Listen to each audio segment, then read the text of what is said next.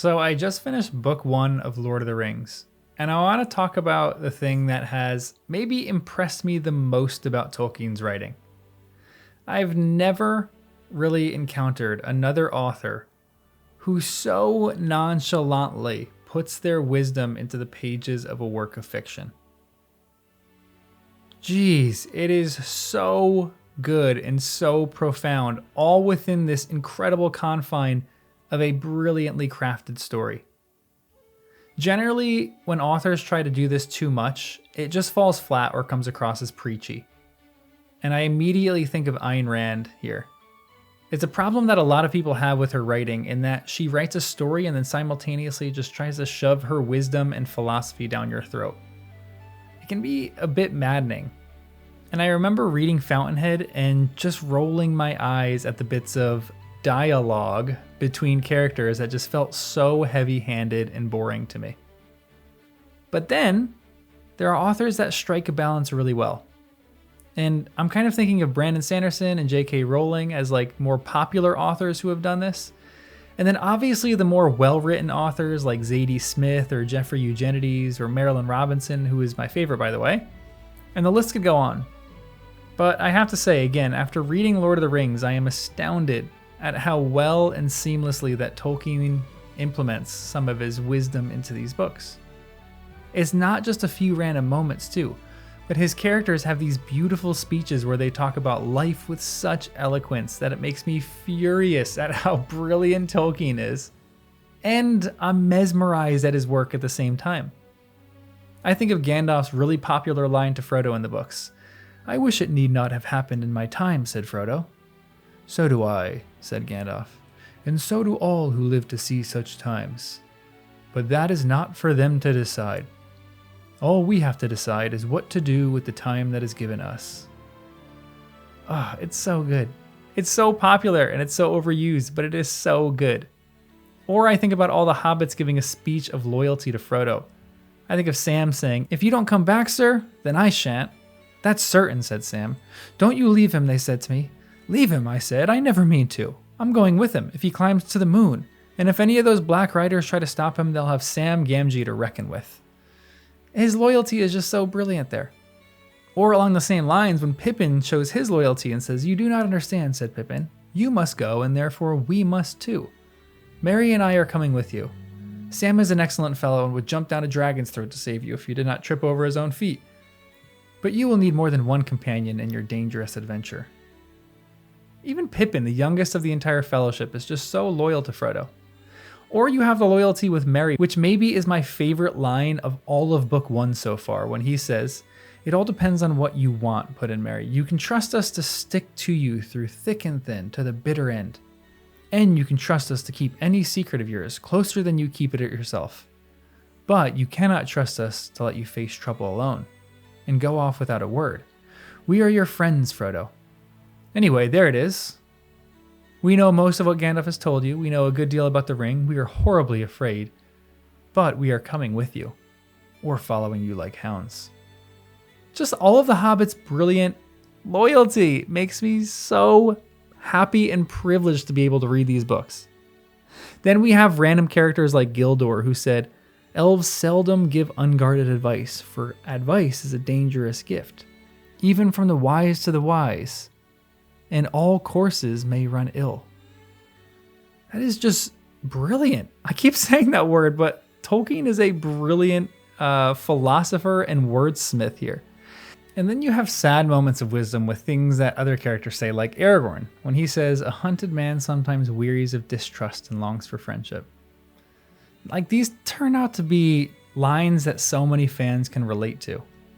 The depth with which Tolkien talks about friendship and love and loyalty and time and advice and everything else under the sun is astounding. And I have to say, Tolkien does seem like a curmudgeon sometimes when I hear stories about him, but he seems like my kind of curmudgeon. And I want to talk about one thing that I think is probably near and dear to Tolkien's heart from the very little that I know about him. It's a line that Pippin says that just got me thinking about the whole point and purpose of Fellowship of the Ring. It's in the moment after Frodo gets stabbed at Weathertop by the Morgul blade. The hobbits have to travel 12 days to get to Rivendell, and they are very, very depressed and very, very exhausted. as they've been traveling nonstop without much talk or rest. Then Pippin chimes in with this line. "Won't somebody give us a bit of song while the sun is high?" said Merry, when they had finished. "We haven't had a song or a tale for days." This line just feels like what Tolkien is all about, and is so appropriate to things going on in the world today.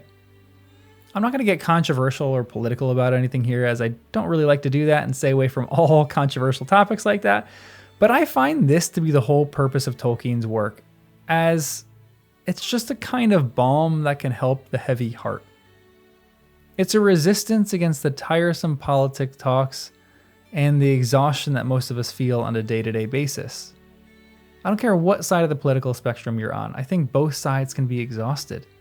And so I find going to these works as a severe help to get the worry out of my heart and just to enjoy life with other people that I love, which is what I find life to be all about.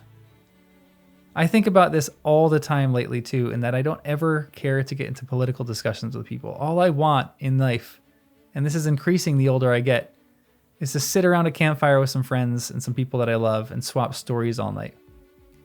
I just want to enjoy a good tale with some friends of mine, and that we can all kind of get our mind off the insanity of the world and focus on the things that really matter. And I think Tolkien realizes this. And his life was bleaker than the majority of us really know or really have experienced, having fought in the First World War. That was a time when I think the world was much darker than it is today, at least to me. But lately, all I think anyone can focus on are the people in power rather than just a good song or a tale that will lighten the heart. I don't really know why Tolkien wrote Lord of the Rings or created this world, but I have to imagine that it was something close to escapism or being able to refocus on the things that truly matter in this world. And so reading through Fellowship of the Ring for the first time has felt like a chiropractic adjustment for me, where I see these characters' desires and how it all seems like all of them desire a good friend and someone to love, and for their hearts to be merry and light, and I find myself drawn to that idea. In a time when all anyone can talk about is the darkness, giving me a room full of people just swapping stories and singing songs, and I am there. I know there are people who disagree with me here, and I'm not a Tolkien expert, but I really find the things that he wrote about are just hitting true for me about how these songs and tales can be a form of escape and can refocus your life, just like it did for the hobbits. Just like what Pippin is asking for here. They're on a tiresome journey. They're exhausted. They're grumpy. They're hungry.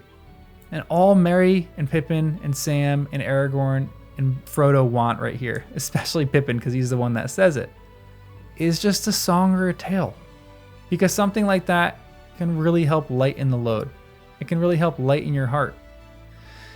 Anyway, I'll stop doing what I lambasted in the beginning and I'll stop preaching here, but Tolkien's work is immense in its beauty.